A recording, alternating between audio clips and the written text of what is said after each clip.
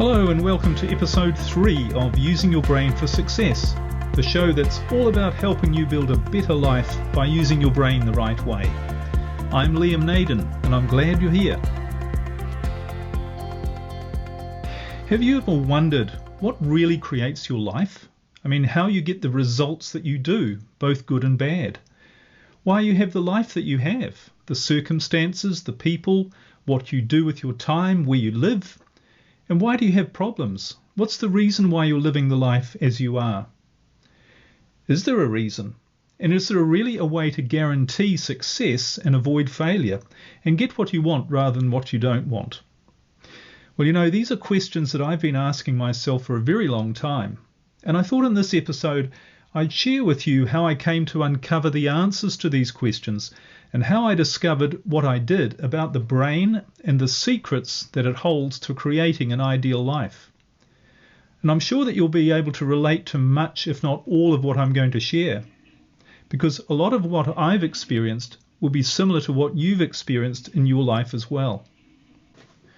So in this episode, I'm going to share with you a bit about my journey and how I came to realize that using your brain correctly really is the only possible explanation for how you can be truly happy and successful in your life.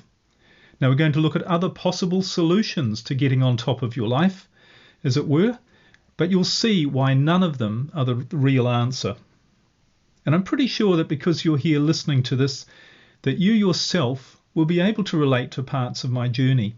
Some or even a lot of it might be similar to what you've experienced in your own life up until this point. So I think you're going to find this episode both interesting and relevant. Okay, so the story of my journey of discovery about who we are and how we really create success in our life, and failure and problems for that matter, it's really made up of two parts. The first part is my own life journey. Now, probably like you, I've always been a bit driven to succeed. In fact, from as far back as I can remember, I've always wanted to have as good a life as I could. I've always wanted more, and I've never been willing to just settle for what I had. And I've always been looking for the answer to that question, how can I be really happy and successful? So the first place I looked for an answer was religion, because I was actually born into a religious family. I'm the eldest of 8 children to Catholic parents, and I was educated in Catholic schools, and I even became the organist and choir master of the Catholic cathedral in my city. And the message I got from my parents, from my teachers, and all of the priests and religious people around me was that if you want to be happy and successful, you need to believe in and pray to God. So that's what I did. And I got into studying the teachings of the church. And I prayed to God. And I mean really prayed. A lot. I mean, I can remember as a young child, I'd go to church every day and pray. But as time went on, and as I got a bit older, I noticed that although I prayed, I didn't actually get everything I asked for. In fact, I really didn't get very much at all of what I asked for when I prayed. And I didn't feel that happy a lot of the time. I certainly didn't feel successful. My problems didn't go away. But I also noticed that my parents, my teachers, and even the priests of the church, well, they didn't seem that happy or successful either. They just seemed like everyone else I knew, with the same problems, the same stress, and really the same general unhappiness with life. So being really honest, I realized that prayer and religion couldn't be the answer to finding true happiness and success. Now, it might be for some people, and I'm certainly not saying that there isn't some value in what religion teaches. In fact, as we'll discover in later episodes of this show, the teachings of all religions have a lot of the right information on how to achieve success in our lives. But it's just that it's been misinterpreted, sadly, by most people. But I was looking for the real answer, the truth, and religion wasn't working for me, or for, if I was honest, virtually everyone else I knew, so I knew it couldn't be the real answer. Because one thing I knew for certain, for something to be the real answer, it has to work all of the time. And not only for me, but for everyone else who tries it as well. I mean, it's like gravity. You know that gravity is going to work for you 100% of the time. And it doesn't matter how hard you pray, if you jump off a building, you're going to go down. So I know there had to be a true answer, and I was determined to find it because I wanted to have a great life. But if religion and prayer wasn't doing it for me, what would? So the next thing I started to notice people around me saying, both to me and to others, was that if you want to be happy and successful, then you have to get an education. Knowledge is the answer. The more you know, the happier you will be. And the better your education, the better a job you'll get. You'll earn more money. You'll enjoy life more. In other words, you'll be happy and successful. So I went out and I got myself an education. In fact, I studied at university for 7 years, full time, and amassed a collection of degrees and diplomas, mainly in classical music. But as time went on and as I studied harder and at an increasingly higher level, I began to feel dissatisfied. I noticed that the educated people I surrounded myself with, my teachers, colleagues and professors, some were very smart. In fact, most of them were. They were highly knowledgeable and learned. And many of them were earning plenty of money. But they didn't seem to be any more successful or happy than the religious people I had known. They still had problems too. They were still stressed. And of course, so was I. So I knew that education couldn't be the answer either. And again, it's not to say there's no value in education and learning, because of course there is, but it wasn't bringing me what I was looking for, which was real success and happiness and feeling in control of my life. Well, in my quest, I came across the idea that the answer to finding real success and happiness was to have your own business and to work really hard and earn lots of money. Create for yourself a rich lifestyle. That's the way to have all the success, abundance, freedom and happiness that you want. And I fell for the idea I once heard that, as someone said, whoever says money doesn't buy you happiness just doesn't know where to shop. Now, I've since found that's not true, but at the time, that's what I did. I set up my own business, the first of many, and I worked very hard. And as well as working in and on the business, I studied business. I learned as much as I could about how to create a successful business. I went to seminars and courses. I studied books about things such as sales, marketing, management, finance, anything I could that I thought would give me an edge on and make my business, and therefore me, more successful. And I did create a very successful business, and I did make a lot of money. And it was the first of many businesses that I've established and owned over the years.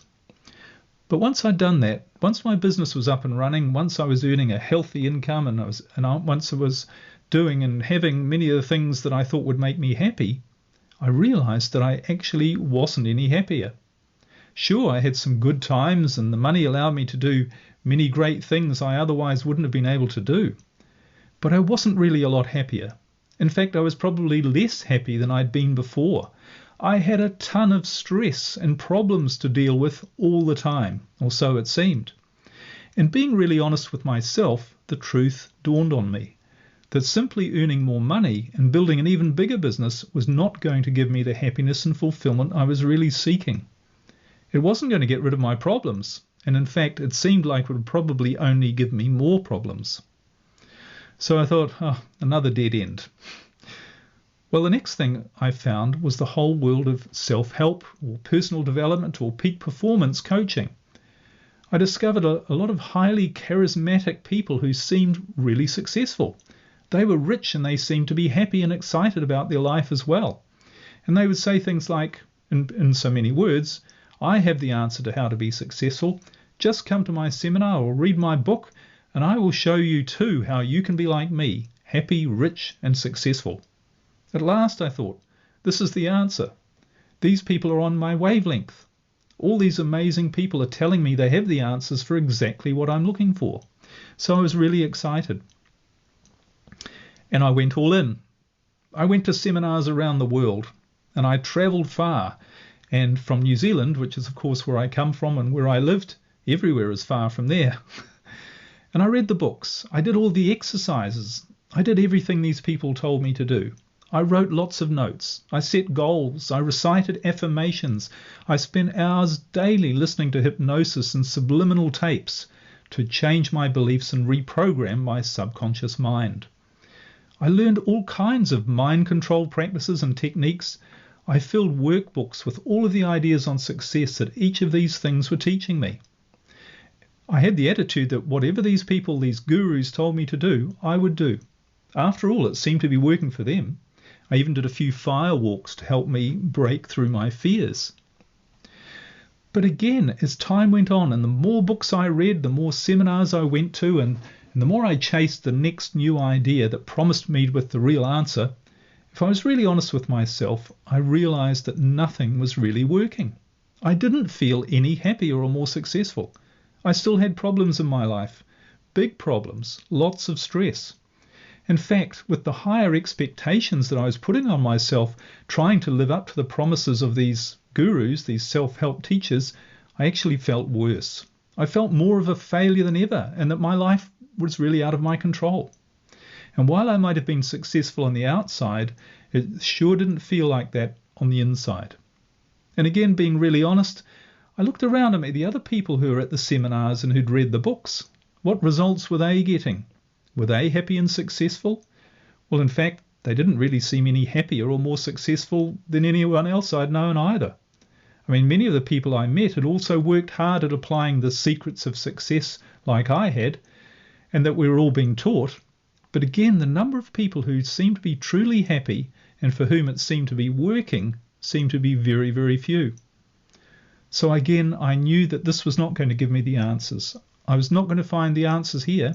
It wasn't working for me, being really honest, even though I felt that with all the effort I was putting in, it should have, if it was the real answer. So the next place I looked was spirituality. And the message I heard about spiritual practice was, the secret to happiness and success is not in hard work. It's in being at one with the universe. Use your mind to bring what you want to you. So I learned as much as I could about how to be spiritual. I studied and practiced the law of attraction. I learned to meditate, and I meditated every day. And I went to courses on accessing your higher self, getting in contact with your spirit guides in the spirit world.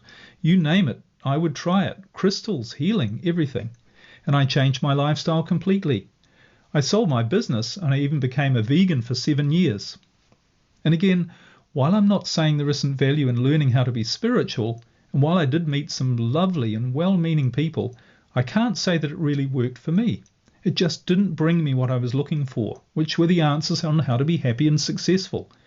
I still had as many problems as before, and in fact the problems I had while running my business were replaced by the problems of not running a business. And again, the other people I met in the courses and meetings, well, they all seemed to have just as many problems and lack of success as anyone else. So despite many years of trying everything I could think of to finally feel I was in control of my life and feel successful and truly happy, I really felt I was no closer to the real answer. And I was starting to think, well, perhaps there isn't an answer. Perhaps life really is meant to be hard and stressful. Perhaps I've just been wasting a whole lot of time, energy, and money chasing an ideal that isn't realistic. Perhaps I've just been a dreamer thinking I could be truly happy and successful and be in control of my life and not have stress and problems to deal with. But you know, then, or a few years later, and having established and built up a number of new and successful businesses, something very weird and unexpected happened. I lost everything.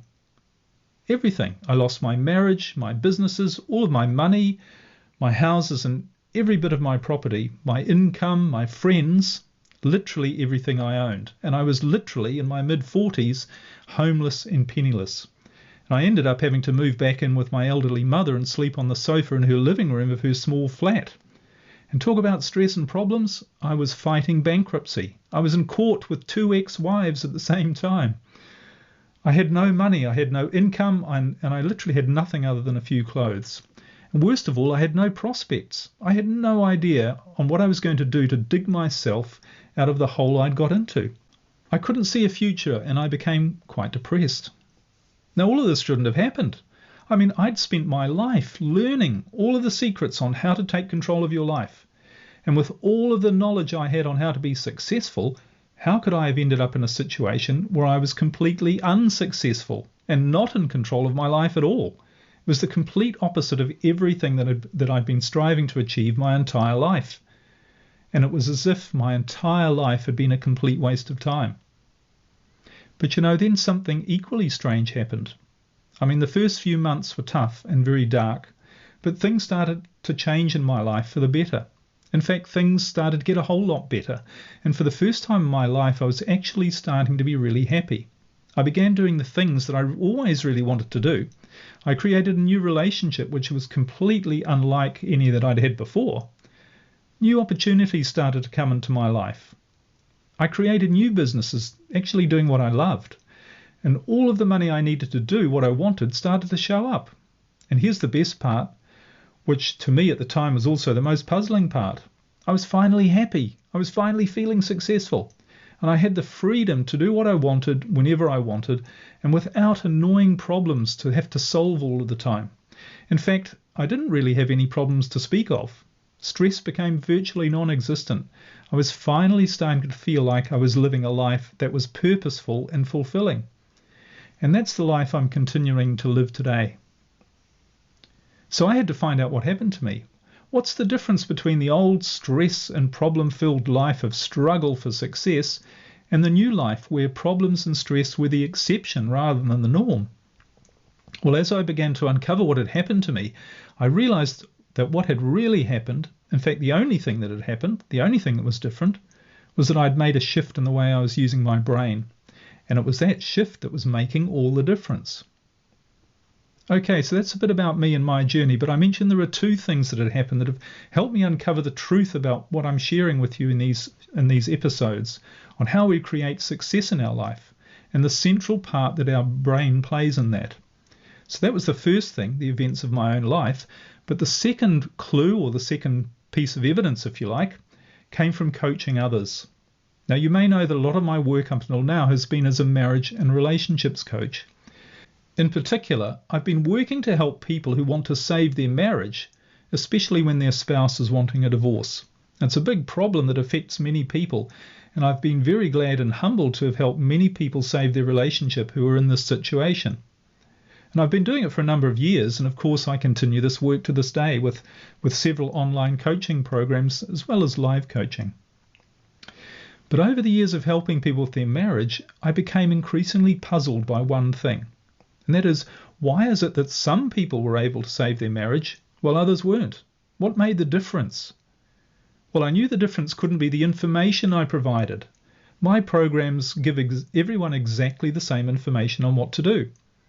And it is information that can be applied consistently to virtually every marriage situation I've encountered. I also knew it couldn't be the amount of information the person already had and how much they'd learned about relationships or how to save their marriage in the past. Most of the people I've coached have been or had been to other coaches or therapists, counsellors. They'd read books, they'd visited websites and received all sorts of advice. They had a lot of information already. So it also wasn't a question of how hard a person worked or how motivated they were.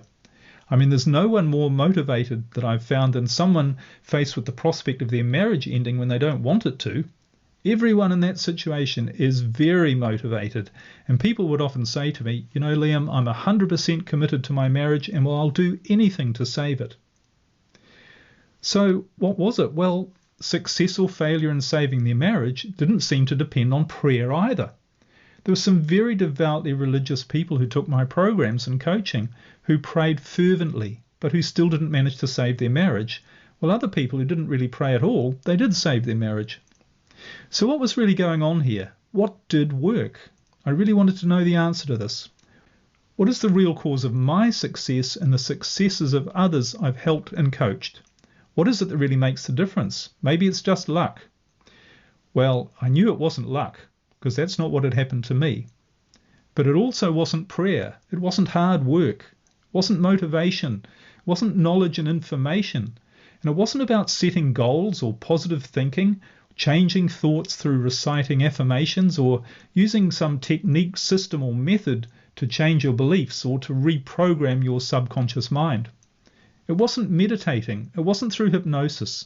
It wasn't using the law of attraction or adhering to some spiritual practice, because I had tried all of these things and seen many other people try these things. And the results I and other people I knew had got just weren't consistent and effective enough to convince me that they were the real answer. So I started to dig a little deeper, and my research took me in one very clear direction, and that was the natural use of the brain. And as my study took me even further into the areas of neuroscience, which is the science of the brain, and psychology and other areas, it described perfectly what had happened to me and what was happening to other people I was coaching. So finally, everything seemed to fit and make sense. And the other fascinating thing I discovered is that all of the teachings in the various areas that I had studied, such as religion, self-help, spirituality, they actually had the answers already on how to use our brains the right way as well. But like most people, I hadn't been interpreting them the right way. In fact, even many of the teachers that I'd listened to and who'd been teaching me hadn't been interpreting them the right way either. So that's been my journey on how I got to be here and sharing this with you. In the next episode, I'm going to get deep into exactly how your brain works, so that you're going to be able to see very clearly why you're getting what you're getting in your life, both the good and the bad. And even better, you're going to be able to see how to start using your brain differently, the way your brain is designed to be used, so that you start getting more of what you really want and less of what you don't want starting to show up in your life. I'm really excited to share this with you. But for now, if you can, just take a few moments to reflect on just how lucky we are to be here. Here, right now. You know, most people have no idea about the true power of their brain. You're one of the few that's beginning to realize that you have the universe's most powerful computer at your disposal. And just as it already gives you everything that you experience in your life, you have the ability, if you use it correctly, to direct your brain and create a life that you love, rather than a life that you feel you're fighting against with problems, stress, and unhappiness. In fact, as you'll know by now if you've listened to previous episodes of this show, problems, stress, and unhappiness are not what you're designed to experience at all. Problems, stress, and unhappiness and confusion about your life don't contribute in any way to your biological purpose for being here as a human being. They don't do you any good on any level, so they can't be natural. And if you believe in a creator, then you would agree that problems and stress are not what any loving creator would want for you either. So as you bring your attention to the present moment, as you let any distractions in your outside world, or particularly in your thoughts, if you just let all of these fall away and realize that you do have the power within you to take control, real control of your life, and that power is inside you right now. You don't need to spend years or decades like I did trying to find something from somewhere or someone else. You don't need to learn how to do better. You're already perfect. You already have all of the power you need. The power of around 500 trillion computer processors, give or take a few. And they're all inside your brain, inside your marvelous brain. So all it is a question of accepting the truth, and that comes from understanding. And helping you to understand who you really are is the whole purpose of me being here right now. Have a think about all this from time to time as you go throughout the day. Every now and then when you're feeling stressed or overwhelmed by problems, or even just frustrated or disillusioned and you don't know why, just remember, all of the answers to what you're looking for are here right now. They're available to you right now, and you don't need to look for them. You just need to use your brain the right way. And when you do, you realize that the answers that you've been seeking all along have been seeking you all along. Well, that's all for this episode of Using Your Brain for Success. I look forward to sharing with you in future episodes so much more about how you can truly create an extraordinary life using the incredible power of your brain. And please share this show with anyone who you think might be interested. And in the meantime, if you'd like to learn more about creating success in your life, visit my website liamnaden.com. There you can also learn about neurostate rebalancing, which is a new technology which automatically gets your brain working the right way to solve problems and create a life you love. So I look forward to connecting with you again soon. Bye for now.